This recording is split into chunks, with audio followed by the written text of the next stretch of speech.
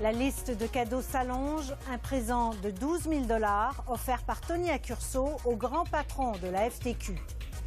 Également au téléjournal, tel père, tel fils.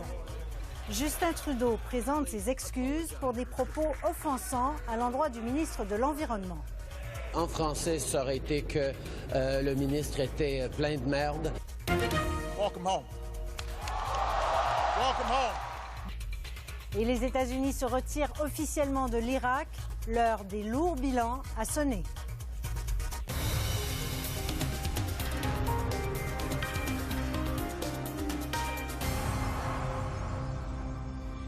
Mesdames et messieurs, bonsoir. On vous disait hier que lorsqu'il était question d'échange de cadeaux, l'homme d'affaires Tony Accurso pigeait souvent les noms de dirigeants de la FTQ. Or, ce soir, la liste des cadeaux prend de l'ampleur. Radio-Canada a appris que Michel Arsenault, le numéro 1 de la centrale, a reçu un cadeau d'une valeur dépassant les 12 000 $ de Tony Accurso lors de la période des fêtes de 2008. Voici ce qu'a obtenu Marie-Maude Denis. En ce moment, le magasinage de cadeaux de Noël bat son plein. On offre des présents à nos proches et dans certains milieux de travail, des cadeaux corporatifs. Michel Arsenault est le président du plus gros syndicat au Québec et du conseil d'administration du Fonds de solidarité FTQ. Nous avons appris que pendant la période des fêtes, en 2008, Michel Arsenault a reçu de l'entrepreneur Tony Accurso un cadeau qui a été acheté dans une bijouterie Burks. Notre enquête ne nous permet pas de savoir avec certitude de quel objet il s'agit. Par contre, nous savons que ce cadeau a une valeur estimée à plus de 12 000 $. Tony Accurso a bénéficié de millions de dollars d'investissement du Fonds de solidarité. L'attaché de presse de Michel Arsenault nous a écrit ce courriel pour nier formellement qu'un tel cadeau a été accepté.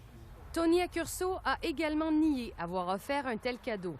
L'enquête de Revenu Canada sur la fraude fiscale a révélé que dans les dépenses de construction Louisbourg, qui appartenaient à Tony Accurso, on retrouve quelques 600 000 $ d'achat dans une bijouterie de Montréal. Des montres Rolex, des plumes Montblanc et du cristal de Baccarat notamment. Mardi, Radio-Canada et Le Devoir révélaient que Tony Accurso a invité plusieurs dirigeants de la FTQ et du Fonds de solidarité, dont Jean Lavallée et Louis Bolduc, dans un luxueux centre de santé en Allemagne pour faire des cures d'amaigrissement.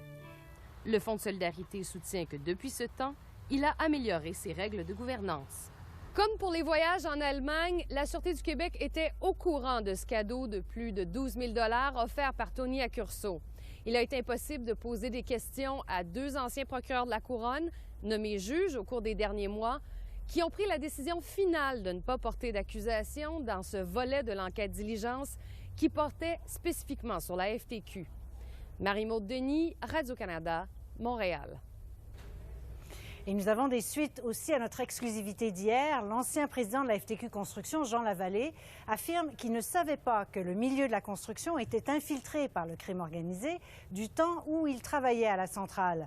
Alors, Alain, vous avez donc longuement parlé avec M. Lavallée et ce qu'il vous dit, c'est qu'il ne savait pas qu'il y avait des liens entre certains membres, certains représentants syndicaux et la mafia. C'est comme s'il ignorait les liens historiques reconnus entre la mafia, l'industrie de la construction et les syndicats œuvrant dans la construction, que ce soit ici au Québec ou ailleurs, par exemple à New York. C'est comme aussi s'il ignorait les enquêtes policières qui ont eu lieu au Québec ces dernières années. En l'écoutant, c'est comme s'il n'avait rien voulu voir ou entendre.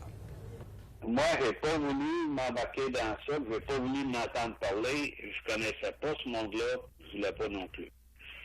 Donc, c'est pas étonnant qu'on dise aujourd'hui, si le président de la FTQ Construction avait les yeux fermés, que la mafia avait infiltré le domaine de la construction. Ah, ben ça, moi, je ne sais pas.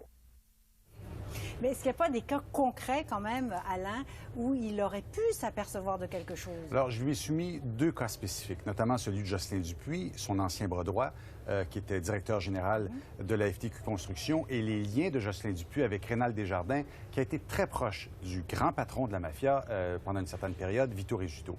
Mais surtout celui de Johnny Berthelot, qui a été représentant syndical au Conseil conjoint, regroupant la FTQ et le Conseil provincial des métiers de la construction au début des années 2000. Donc, M. Berthelot travaillait pour ce conseil. M. Berthelot est un criminel notoire qui a eu une peine de 12 ans de prison pour du trafic de drogue. D'ailleurs, il a été assassiné assassiné en 2005. Et ce qui est assez étonnant, c'est qu'il a été embauché comme représentant syndical après sa peine de prison. Et encore là, M. Lavallée dit qu'il ne le savait pas et qu'il l'ignorait. C'est après qu'on a su que lui, il avait déjà fait du temps.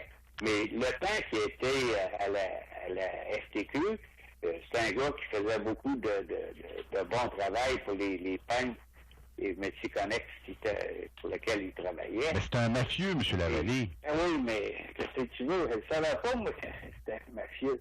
Puis il donnait des paniers aux fêtes pour le monde pauvre. Puis c'était un gars qui faisait un bon travail. Mais qu'est-ce qui s'est passé? Moi, je ne sais pas. Je ne suis pas un gars de la mafia. Mais vous ne saviez pas non plus que votre directeur général était en contact avec Rénal Desjardins, l'ancien bras droit de Vito Rizzuto, le boss de la mafia? Non. Est-ce qu'on peut penser que M. Lavallée va être convoqué à la commission Charbonneau? C'est pas impossible, mais il n'est pas jeune. Il a 71 ans et il est malade. On verra s'il ira, mais il m'a dit que s'il était contraint d'y aller, il allait se présenter, tout simplement. Bon travail. Merci beaucoup, Alain. Merci, au revoir. Et la FTQ a émis un communiqué ce soir dénonçant la couverture de Radio-Canada sur l'organisme depuis plusieurs mois. Le porte-parole de Michel Arsenault a nié de nouveau nos informations. When you moved your lips. What is the nature of your thoughts, gentlemen, when you say fuddle-duddle or something like that? Pierre-Éliott Trudeau avait lancé, on s'en rappellera, son célèbre fuddle-duddle il y a 40 ans à la Chambre des communes.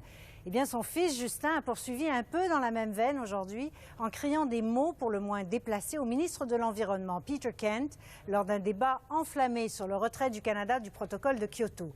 Daniel Thibault décrit l'ambiance tendue qui règne en cette fin de session à Ottawa.